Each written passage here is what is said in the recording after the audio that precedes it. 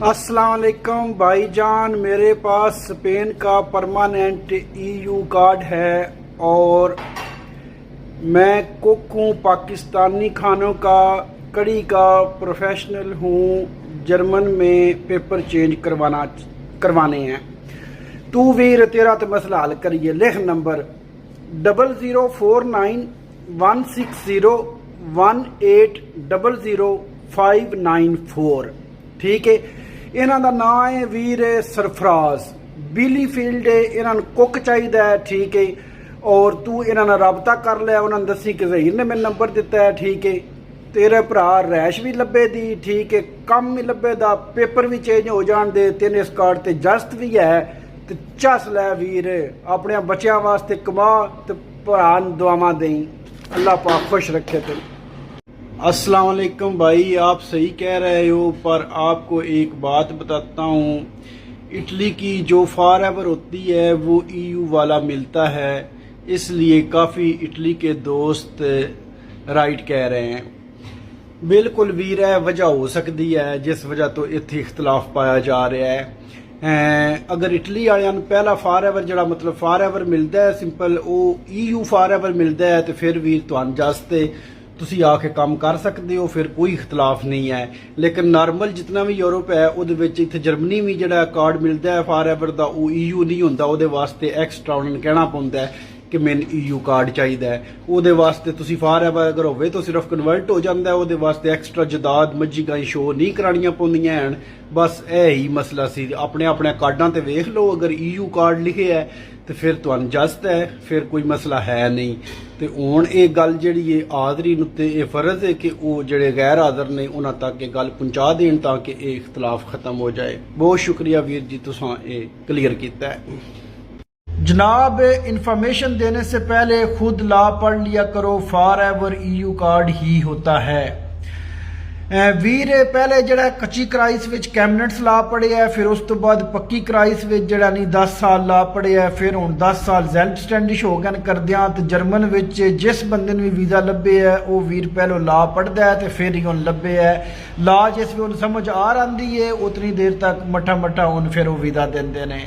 हुण रह गया तेरी गल कि फॉर एवर कार्ड जड़ा है वो ईयू कार्ड होता है।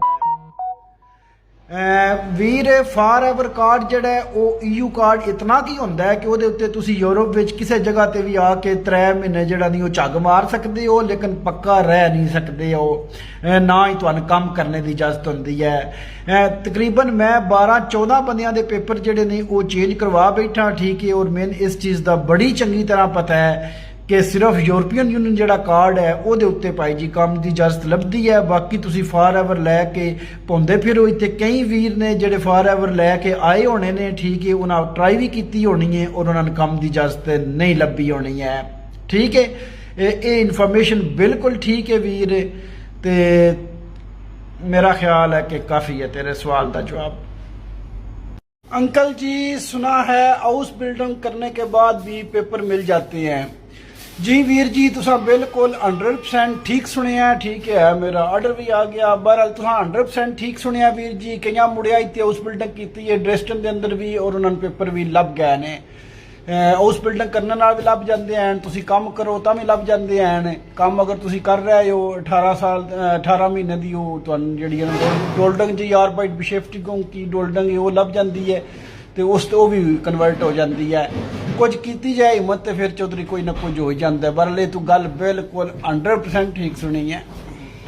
मेरे पास इटली की नेशनैलिटी है, मैं जर्मन आकर चेंज करना चाहता हूँ। चौधरी यूरोप विच ना कदाइयों भी नॉर्मल नेशनैलिटी लेंदियां जड़ा नहीं बंदे की उम्र 40-45 साल तो हो ही जाती है, जल्दी भी करे कई नमाने तो भी लग जाते हैं। ठीक है। लेकिन 40-45 साल के नेड़े तड़े तो बंदा पड़ ही जाता है। तो तू वो लैके नेशनैलिटी हो सकता है कि 2-4 साल जड़ा नहीं तेन हो गया हूँ, तू लई भी होनी है नेशनैलिटी तो कोई 2-4 साल तो तेन हो ही गया होने ने। तो मतलब है कि तू 50 सालों के नेड़े तड़े कदाइयों पढ़िया होना है। तो भरा तेन हूँ मशवरा मैं यही देवांगा कि तू कोई मस्जिद की गुठ मल। ठीक है। अल्लाह तौबा कर, अगले अगे भी जाके हिसाब देने ही तो तू रजदा ही नहीं पे एक नेशनैलिटी लैके यूरोप विच। आखिरी हदफ यही हो सकता है कि चलो नेशनैलिटी उतों किसी मुल्क की ले लवो, तो तू वो लैके भी तो फिर भी चौधरी ना शुक्र है ਤੇ ਤੇਰਾ ਤੇ ਨਵਾਜ਼ ਸ਼ਰੀਫ ਵਾਲਾ ਹਿਸਾਬ ਹੈ, ਯਕੀਨ ਕਰ, ਜਿਹੜਾ ਨਹੀਂ ਰਜਣੇ ਵਾਲਾ ਕੋਈ ਚੱਕਰ ਹੈ ਹੀ ਨਹੀਂ ਮੇਰੇ ਭਰਾ। ਤੂੰ ਜਿੱਥੋਂ ਦੀ ਦਿਲ ਲਿਆ ਕੇ ਲੈ ਲੈ, ਭਾਵੇਂ ਜਰਮਨੀ ਦੀ ਲੈ ਲੈ, ਤੂੰ ਨਹੀਂ ਬਚਣਾ, ਯਕੀਨ ਕਰ। अल्लाह पाक जड़ा नहीं तेन सब्र देवे। जर्मनी में अगर लड़की साथ हो तो 10 दिन में कार्ड मिल जाता है। वीर इत्थे जिन्हां कोल पासपोर्ट ने, ठीक है, या जिन्हां कोल फॉर एवर वीज़े ना, उन्हां दा भी डेट मुक जावे ते नवां कराना होवे ते 4-4 महीने टर्मीन नहीं लभदी। तू मेरे ख्याल ना जर्मनी पंडवाल दा नां रखे है, ठीक है। लड़की नाल होवे या ना होवे, 10 दिन के अंदर अंदर सिर्फ तेन ट्रेन की टिकट ही लभदी है, वो 2 मिनट च लभ जाती है, टर्मीन भी नहीं लभदी चौधरी। कार्ड तो बड़ी दूर की गल है। मेरे पास इटली के पेपर हैं, फैमिली डॉक्यूमेंट्स, और शादी करना चाहता हूँ यहाँ अगर कोई लड़की हो तो। तू वीर बहुत अच्छा सोचा है, अल्लाह पाक तेने दा अजर देवे, ठीक है, लेकिन तू प्रोग्राम मेरे भरा राह नहीं दे, ठीक है।